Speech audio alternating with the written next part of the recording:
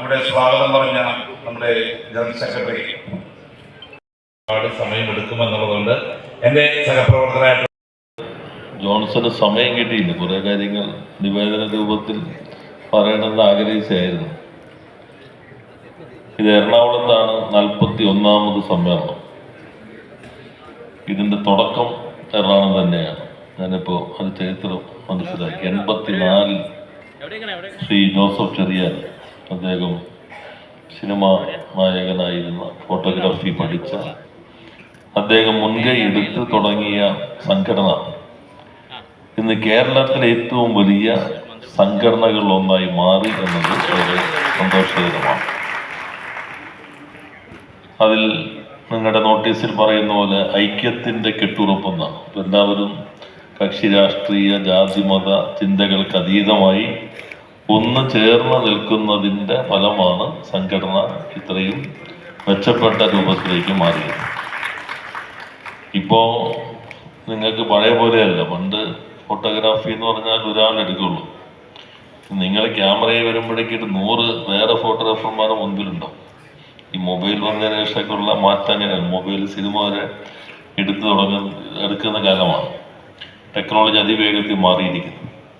അപ്പം അതുമായി നിരന്തരം പുതുക്കി നിങ്ങൾ മുന്നോട്ട് പോകുന്നു എന്നുള്ളതാണ് ഈ മേഖലയുടെ പ്രത്യേകത. നിങ്ങളുടെ സംഘടനയുടെ ഏറ്റവും പ്രധാനപ്പെട്ട ഒരു സവിശേഷത ഞാൻ മനസ്സിലാക്കിയെടുത്തോളം നിങ്ങൾ നടപ്പിലാക്കുന്ന സാന്ത്വനം പദ്ധതിയാണ്.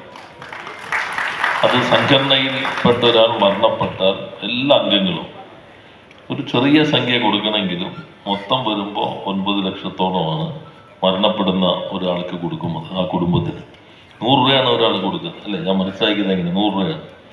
ഇപ്പോൾ 100 രൂപയാണ് ഒരാളെ പോകുന്നെങ്കിലും കിട്ടുന്ന ആൾക്ക് എത്ര കിട്ടിയാലും നികത്താൻ പറ്റാത്ത നഷ്ടമാണ് മരണം സൃഷ്ടിക്കുമ്പോഴെങ്കിലും ഒരു സംഘടന ഇത്രയും വലിയ സഹായം നൽകുന്നു എന്നുള്ളത് ഏറെ അഭിനന്ദനാർഹമാണ്. അതിന് നിങ്ങളെ ഞാൻ പ്രത്യേകം അഭിനന്ദിക്കുകയാണ്. അതേപോലെ തന്നെ മറ്റ് ചാരിറ്റി പ്രവർത്തനങ്ങളും നിങ്ങൾ നടത്തുന്നുണ്ട്. നമ്മുടെ ജോൺസൺ അദ്ദേഹത്തിൻ്റെ അധ്യക്ഷ പ്രസംഗത്തിൽ 2 വീടുകൾ കൊടുത്ത കാര്യം പറഞ്ഞു. ഇനി നിർത്തണ്ട, തുടരാവുന്നതാണ്. അത്തരം കാര്യങ്ങളെല്ലാം തന്നെ അദ്ദേഹം പറയാൻ ആഗ്രഹിച്ചൊരു കാര്യം, ഒരു ക്യാമറകളുടെയൊക്കെ ഒരു പ്രദർശനത്തിന് സ്വകാര്യ ഒന്ന് ഞാൻ വയനാട് പോയി ഉദ്ഘാടനം ചെയ്തു. വയനാട് വളരെ മനോഹരമായിട്ടാണ് അവരത് ചെയ്തിട്ടുള്ളത്. നിങ്ങളെന്തായാലും സ്ഥലമൊക്കെ വാങ്ങിയിട്ടുണ്ടല്ലോ. ഓഫീസിൻ്റെയൊക്കെ പണി തുടങ്ങുന്ന ഘട്ടത്തിൽ അത്തരം കാര്യങ്ങൾ നമുക്ക് എങ്ങനെയാണെന്ന് ആലോചിക്കാം എന്ന് സൂചിപ്പിച്ചുകൊണ്ട് ക്ഷേമനിധിയുടെ കാര്യത്തിൽ നേരത്തെ പറഞ്ഞതാണ്. അത് നിങ്ങളുടെ ആവശ്യം സമ്മേളനങ്ങളെല്ലാം വലിയ രീതിയിൽ ഉയർന്നപ്പോൾ നിങ്ങളുടെ സംഘടനാ ഭാരവാഹികൾ എല്ലാവരുടെ ശ്രദ്ധയിൽ അത് പെടുത്തുകയുണ്ട്. അതിൻ്റെ അടിസ്ഥാനത്തിലാണ് അതിനുള്ള ആനുകൂല്യങ്ങളുടെ വർധനവ് എന്നുള്ളത് ബോർഡ് തന്നെ തീരുമാനിച്ചത്. പെരുമാറ്റച്ചട്ടം മാറുന്ന മുറയ്ക്ക് അത് നോട്ടിഫിക്കേഷനായി ഇറങ്ങുമെന്നാണ് ഞാൻ പ്രതീക്ഷിക്കുന്നത്. മറ്റധിക കാര്യങ്ങളിലേക്ക് പോകുന്നില്ല. ഇത് കേരളത്തിൻ്റെ എല്ലാ ഭാഗത്തുനിന്നും ഇത്രയും അധികം ആളുകൾ എറണാകുളത്തേക്ക് വന്നതിൽ നിങ്ങളെ ഈ ജില്ലയുടെ പ്രതിനിധി എന്ന നിലയിൽ ഞാൻ പ്രത്യേകം സ്വാഗതം ചെയ്യുന്നു. ഇനി വേറെ മുന്നോട്ട് പോകാനായി സംഘടനയ്ക്ക് കഴിയട്ടെ എന്ന് ആശംസിച്ചുകൊണ്ട് നിങ്ങളുടെ 41ാമത് സമ്മേളനം നിലവിളക്ക് കൊളുത്തി എല്ലാവരുടെ അനുമതിയോടുകൂടി ഉദ്ഘാടനം ചെയ്ത് അറിയിച്ച് വാക്കുകൾ അവസാനിപ്പിക്കുന്നു. എല്ലാവർക്കും നന്ദി. ഫോട്ടോഗ്രാഫി അവാർഡാണ്. ഫോട്ടോഗ്രാഫി മേഖലയിലെ സമഗ്ര സംഭാവനയ്ക്കുള്ള അവാർഡാണ്. അദ്ദേഹത്തിന് ഹൃദയത്തിന്റെ നന്ദി സർ. സർ, ഒരു അവാർഡ് തീർച്ചയായിട്ടും മനസ്സിനേറെ സന്തോഷം നൽകുന്ന ഒരു കാഴ്ചയാണ്. നല്ലൊരു കൈയടി നമ്മുടെ ബഹുമാനപ്പെട്ട മന്ത്രി.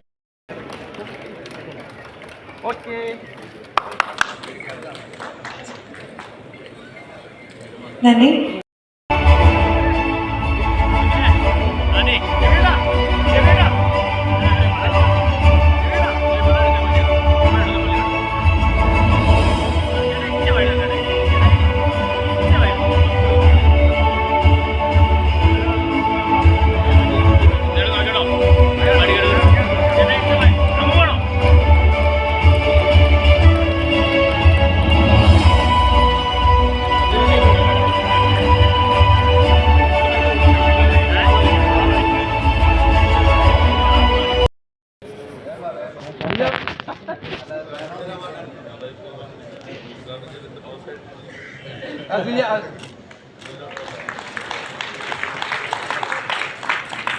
തീർച്ചയായിട്ടും ഒരുപാട് തിരക്കിന്റെ ഇടയിലാണ് ബഹുമാനപ്പെട്ട മന്ത്രി നമ്മുടെ ചടങ്ങിൽ പങ്കെടുക്കാൻ സമ്മാനിക്കണം.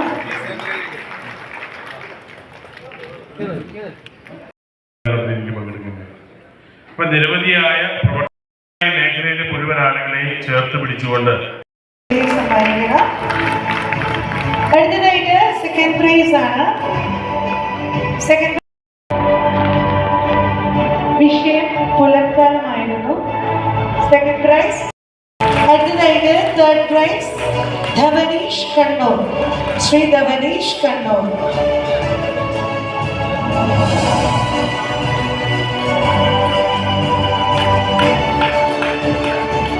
Third prize Shri Dhavanish Kannur.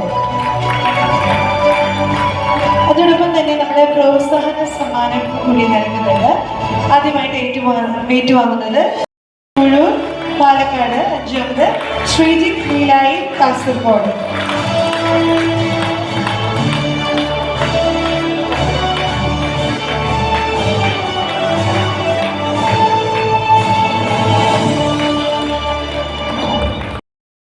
ഒരു സ്നേഹഭാരം നൽകുകയാണ് അദ്ദേഹത്തെ.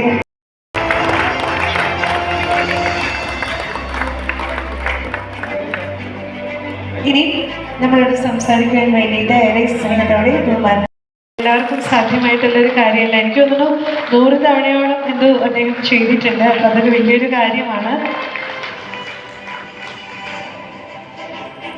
വ്യക്തികളും നിങ്ങളുടെ മുമ്പിലൊക്കെ അവരുടെ ഒരു ഫോട്ടോ ഒന്ന് കാണിച്ചിരുന്നെങ്കിൽ കുറച്ചുകൂടി ഒരു മനോഹരമാകുമായിരുന്നൊരു ചിന്ത വന്നത്. അപ്പം ഇനി ഇത് കഴിഞ്ഞിട്ടില്ല. നിങ്ങളിത് കഴിയുമ്പോൾ അവാർഡ് കിട്ടിയവരുടെയും ആ മത്സരരംഗത്തുണ്ടായിരുന്ന ആളുകളുടെയൊക്കെ ഫോട്ടോ ഒന്ന് പ്രദർശിപ്പിച്ച്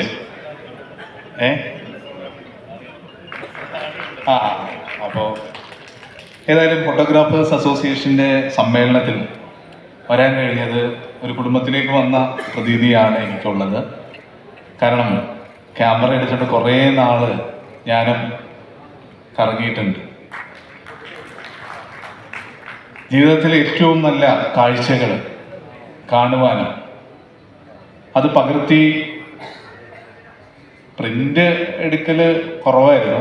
എപ്പോഴും കമ്പ്യൂട്ടറിലിട്ട് അത് ആസ്വദിച്ച് സോഷ്യൽ മീഡിയയിലൂടെ എല്ലാം ഇട്ട് അതിൻ്റെ ലൈക്കും ഷെയറൊക്കെ വരുമ്പോൾ അതിലൊരു സന്തോഷം കണ്ടെത്തുന്ന ഒരാളായിരുന്നു. അങ്ങനെ ഇന്ത്യയിലെ കാടുകൾ മുഴുവനും കുറച്ച് കാടുകളൊക്കെ കയറി അതിനുശേഷം കുറച്ച് വിദേശ രാജ്യത്തും ഈ വൈൽഡ് ലൈഫ് ഫോട്ടോഗ്രാഫിയിൽ കമ്പം മൂത്ത് കുറേ കറങ്ങിയിട്ടുണ്ട്.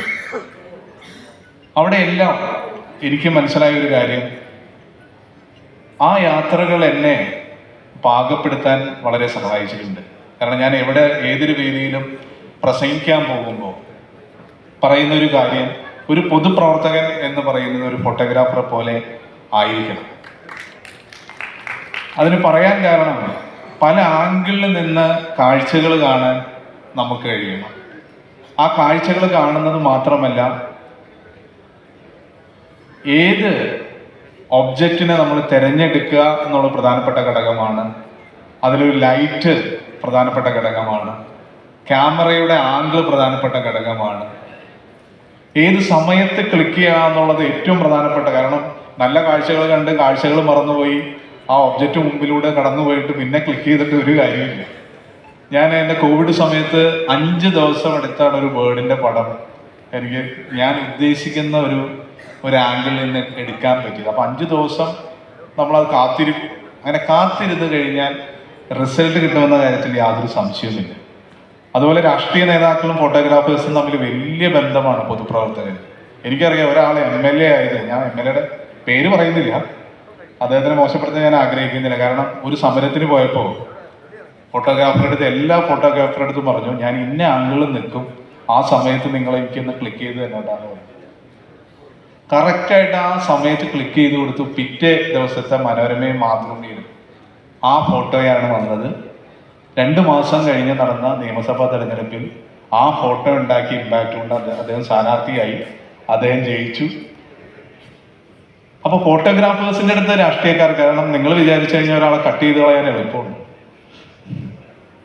കാരണം പിറ്റേ ദിവസം ഇന്ന് ഈ പടം നമ്മളിവിടെ ഒന്ന് എടുത്തു, രാവിലെ പത്രം നോക്കുമ്പോൾ, അത് പ്രസ് ഫോട്ടോഗ്രാഫാണ് ഞാൻ ഉദ്ദേശിക്കുന്നത്, എന്നാൽ പോലും പിറ്റേ ദിവസം പടം നോക്കുന്നത് സ്വന്തം പടം നോക്കാത്ത ഒരു രാഷ്ട്രീയക്കാരും ഇല്ലെന്നാണ് എൻ്റെ വിശ്വാസം കേട്ടോ. ഒരു യാഥാർത്ഥ്യമാണ്. ഓൾ കേരള ഫോട്ടോഗ്രാഫിക് അസോസിയേഷൻ്റെ 41ാമത് സമ്മേളനത്തിൽ ഞാൻ പങ്കെടുക്കും. ഈ സമ്മേളനത്തിൽ പങ്കെടുക്കാൻ എത്തിച്ചേർന്ന കേരളത്തിൻ്റെ തെക്കേറ്റം മുതൽ വടക്കേറ്റം വരെയുള്ള മുഴുവൻ അംഗങ്ങളെയും ഈ പ്രദേശത്തെ ഒരു ജനപ്രതിനിധി എന്നുള്ള നിലയിൽ ഞാൻ ആദ്യമായി അഭിവാദ്യം ചെയ്യുകയാണ്. നമുക്കറിയാം 2 ദിവസക്കാലമാണ് ഈ സമ്മേളനം നടക്കുന്നത്. ഇന്നലെയും ഇന്നുമായിട്ടാണ് സമ്മേളനം നടക്കുന്നത്. ഈ സംഘടന എന്ന പേരിൽ ആ കുടുംബത്തിൽ നിന്ന് ഞാൻ തന്നെ MLA എന്ന നിലയിൽ സാക്ഷ്യം വഹിക്കുവാൻ വേദിയിലിരിക്കുന്ന മറ്റ് വിശിഷ്ടാതിഥികളെ കൂടി ഏറെ സ്നേഹത്തോടെ ക്ഷണിക്കുന്നു.